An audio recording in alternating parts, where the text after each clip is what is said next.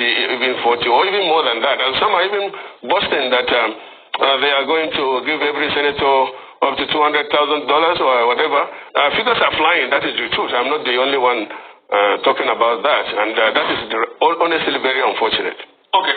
As figures are flying around, you are talking about some are boasting they might give up to $200,000. At first, I would like to learn from you because you're a veteran in this business. You got 28 votes in 2019 when you contested to be Senate President. How much did that cost you, that venture cost you? So let me just know a benchmark. I know the money might have increased due to inflation because, you know, as inflation goes up in Nigeria, bribe too increases in number because bribe is also inflation dependent. It's an economy too in Nigeria. So how much did that process cost you? Well, and secondly, the second question I'd like to ask you is, okay, answer that first before I ask you the second question. Well, let me say that if I had enough money that time, I said I would have won. So it was not talking about money. Okay. If I had used money or had money to use that time, my votes would have been more than 28. Those that voted for me, those 28 votes are genuine votes from people that did not vote me because of money. Okay. But I didn't have the money to throw around or to give at that time anyway. Okay, so that means the person against you then, Mr. Lawan, had money to throw around. That's why he got more votes, right? Yeah. Okay, Mr. Lawan. Yeah. He meant not only that he had money to throw around, but he even made money out of it. Oh, they gave him money too to campaign. Okay. So let me get this right. Yeah, so many people, there were money. Okay. Well, as I told you, it started that time. Okay, good. So that means if I'm to extrapolate from 4 years ago, what you're saying is that probably two people will be giving Senator Godswill Akpabio money to campaign on this because you said if Ahmed Lawan can make money out of it, and I'm just making an extrapolation. You can correct me if I'm wrong on that. Secondly, I'd like to ask, can you say, hang on a minute, sir. Can you say Godswill Akpabio, with how he ran the NDDC when he was minister, can you say that record can vouch for him to get the position of Senate President? Don't forget, under him, we had fainting Professor Bonde when he was in NDDC. Can you say that record is good enough for him after all the shenanigans that happened in NDDC? Can you say that record is good for him to vouch for Senate presidency? Well, in the statement you have made, let me say that I am not here to speak on behalf of Akpabio as to all these allegations that are thrown here and there. Every politically exposed person, including myself, if you give my opponent a chance, he will come and say all sorts of things on me. But let me say there were cases, serious cases of corruption and all that during the NDDC. And that has been in the history of NDDC right from the inception. And so Akpabio's time cannot be exception. But you are talking about the MD and then other individuals. I thought you would say this is what has been accused, or the accusation of on Akpabio. And even then, even with that, in this country, allegations like this are very common, especially with the politically exposed persons. Until and unless there is clear conviction or evidence beyond reasonable doubt, then you have been talking about all this. It's everywhere in Nigeria these days, everywhere. And as I told you, there is no politically exposed persons, especially if he is contesting like that of Akpabio, that cannot be accused of one thing or the other. But do you know the same Akpabio you are saying all of this for, that there was a story in March 2022 that said Senate threatened Akpabio, NDDC boss, with arrest of alleged non-payment of 2.2 billion contracts. And there was also a talk about non-constitution of the board. There was a story on the 31st of March 2022 that says Senate threatens Akpabio and NDDC boss with arrest over alleged non-payment of 2.2 billion contracts. There was also the case of the board not constituted for the NDDC all this while. So that's why I say the last position Akpabio held before it's vying for Senate President now is the position that is the overseeing minister of the NDDC. Can you say he has done well enough to be able to now launch pad into the Senate presidency? That's the question I ask you, sir. Well, I don't know what is the relationship between his contest and his performance at NDDC. All I know is that Section 50 of the Constitution says that the senators shall elect among themselves the Senate President. What qualification does he require is that he must be Senator-elect, and he is a Senator-elect. And also, he couldn't have contested if he had any criminal record or not allegations. As you said, the Constitution of the board of NDDC. Rufai, you are just pushing me into a discussion that I really don't want, but because I'm the DG, I have to say this. The constitution of NDDC board is not responsibility of the minister, it is that of the president. Even the recent one that they had and confirmed was sent to us by Mr. President. I think the minister can have some input, but not necessarily a decision on to who becomes what. And also, as you say, he's the overseeing minister. If you say that Opabio did not oversee NDDC properly, allowing for such allegation, I mean, those allegations are supposed to be directed to whoever was the NDDC MD or chairman or whatever in the board at that time. Not Opabio. Opabio was the minister of Niger Delta, not minister of NDDC.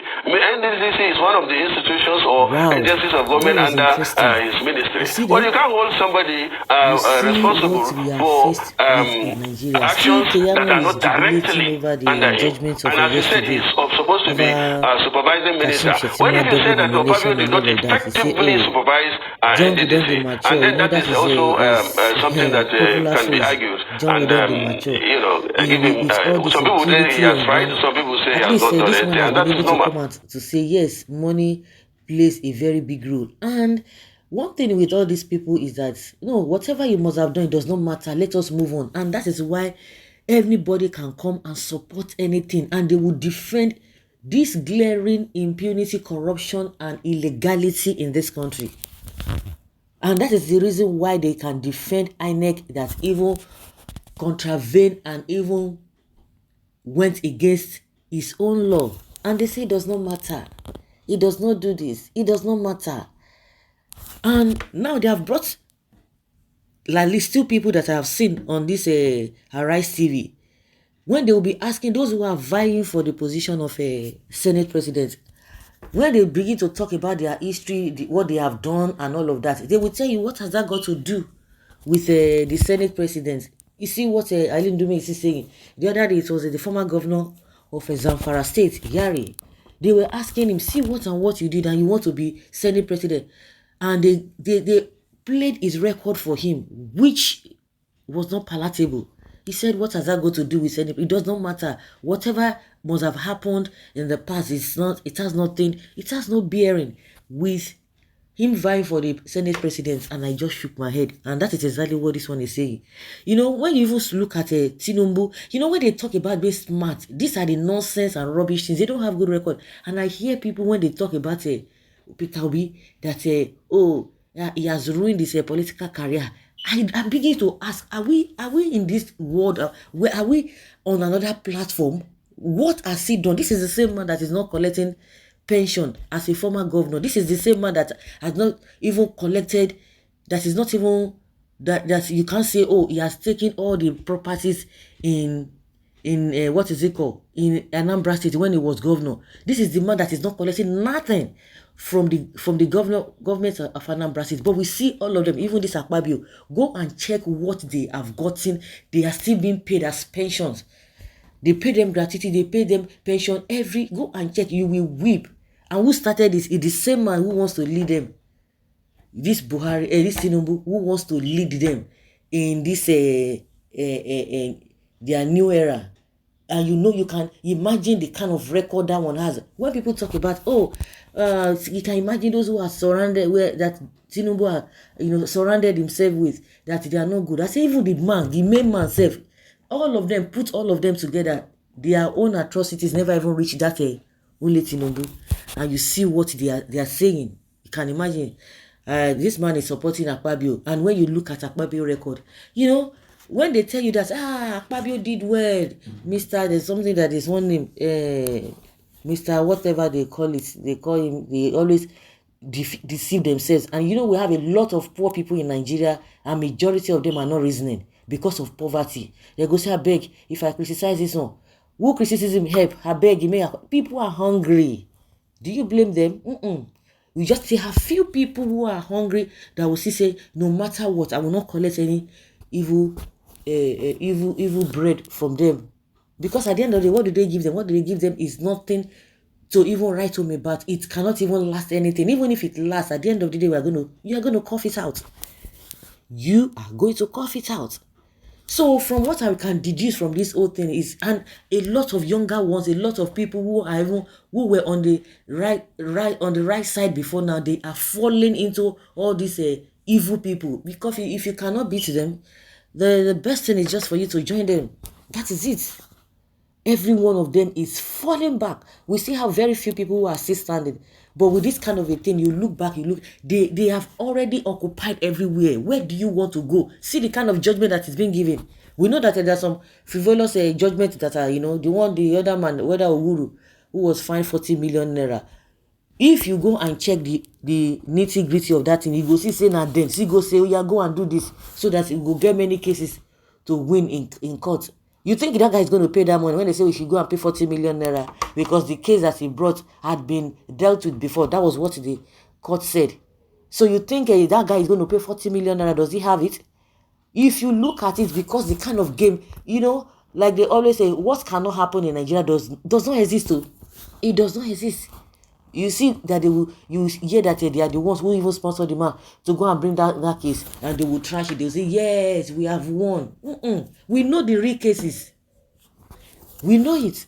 The issue of over whatever double nomination of Shetima, is it not because they said it's not as if it did not happen because it's not in place, or it's not, they don't have the rights because it's somebody who is in the party that's supposed to raise that allegation. So does it mean that the person, all of them in that party did not know that it was a double nomination, but all of them kept quiet? If you think that they are winning, congratulations to you. Supporting evil, and you can see that the country is not even moving forward. And this man is saying that when you talk about allegation, corruption here and there against politically exposed people in Nigeria, he's always like that. How can it be like that? I did not steal money. Somebody will just be alleging that I stole money. What are you talking about? I did not steal money, because this man is making us to understand that you know what, it is like that. People will allege, if he comes out, people would no. If your hands are clean, nobody can frame you up. Forget about it.